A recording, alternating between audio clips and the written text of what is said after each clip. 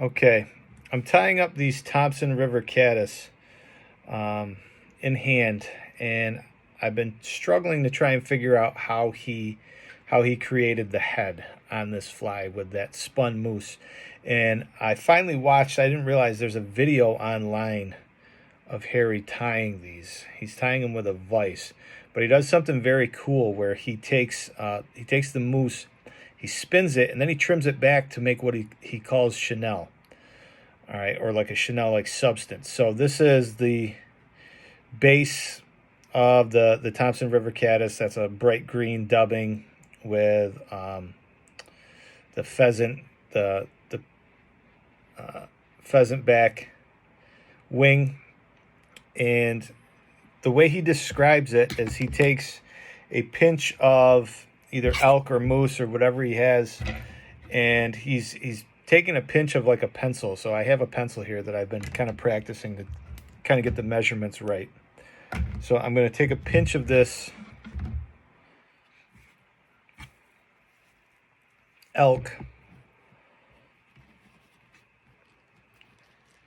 and after I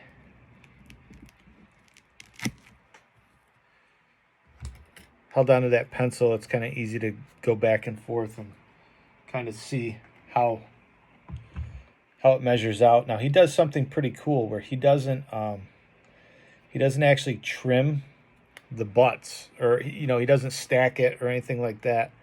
So I'm holding on to this right now.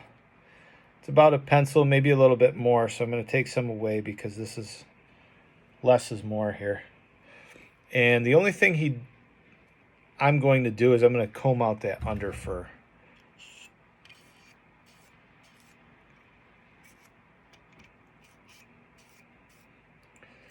And then aside from that, he's not worried about the tips lining up or anything else because it's going in a loop, and this is going to resemble legs. So there's my pinch of elk. And then this is kind of difficult to do in hand. Just going to trim those. Make sure they're all the same length here.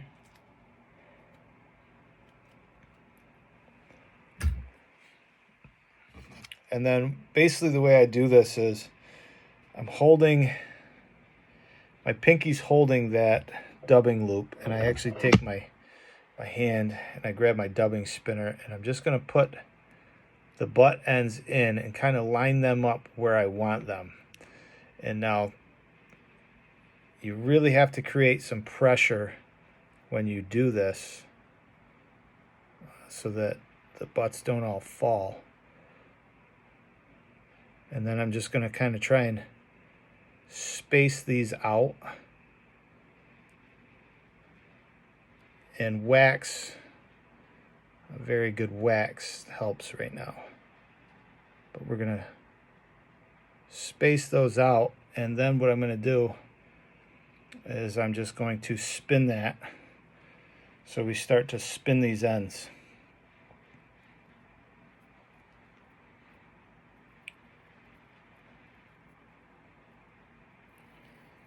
And then this is the cool part. So now we have this loop of moose, and what he actually does is he says that he goes back and he's going to trim out about 90% of this. And this is how he gets his hackle. So he goes through and he's going to leave the hackle closest to him.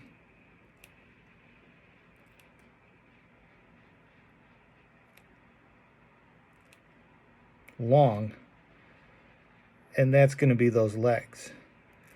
And then everything else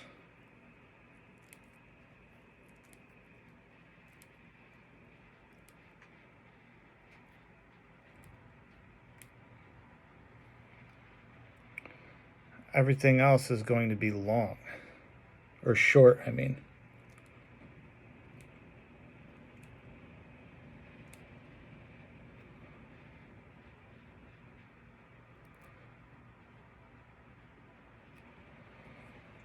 So now, as you can see, there's only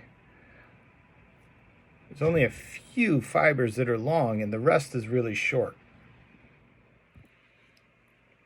Okay, so I've got the hackle, or the moose. It's basically hackle for all intents and purposes. It's trimmed, and one of the important things is I'm keeping my finger, that hook, locked on my finger right there so that this doesn't unwind.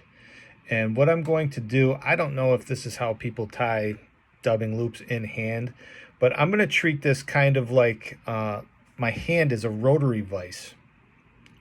So I'm just going to adjust my fingers, and the first thing I'm going to do is fold back those longer fibers that would essentially be the hackle. And I'm going to take my my finger, and I'm just going to start rotating while I'm holding this dubbing loop.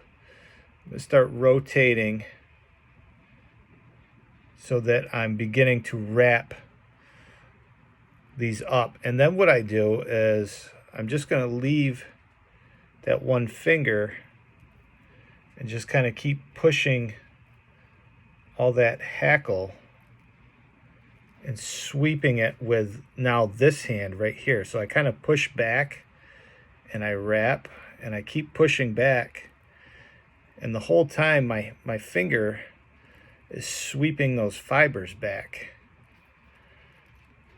just like if I were to be using a rotary vise.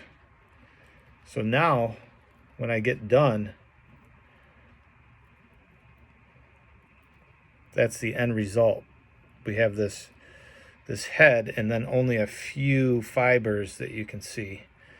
And then in order to I'm holding this with this finger so it's prevented from twisting. And now I can actually keep going and finish the head here. Make sure we're kind of forcing everything back.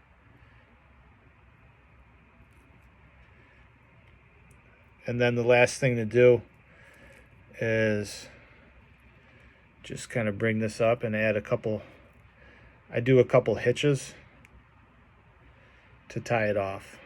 And then I'll do head cement.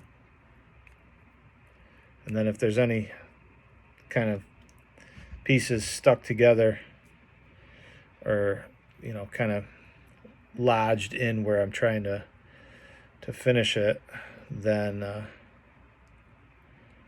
just pull them out.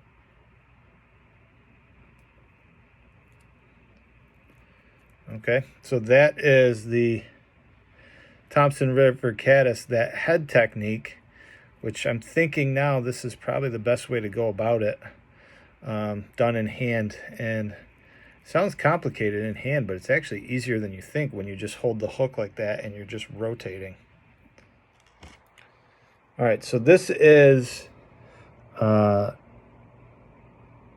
end result after head cementing and everything, and you can see there's just a lot of tightly packed, trimmed, pre-trimmed fibers. So now, in order to make this head correctly, the correct shape, it's a shovel head. So he's going to clip the top and the bottom flat, and then the sides will go at an angle. All right, so I'm going through. I've clipped the top, which is kind of hard to see. Now I'm going to go ahead and I'm going to clip the bottom, but what I'm going to do is pull those legs out of the way so I don't accidentally clip them.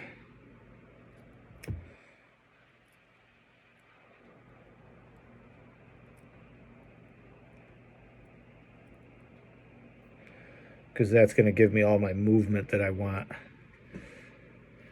So we have now, that's what it looks like. And then the only thing left is to trim the sides at 2 angles. So I go in and just clip there, flip it over, one clip there.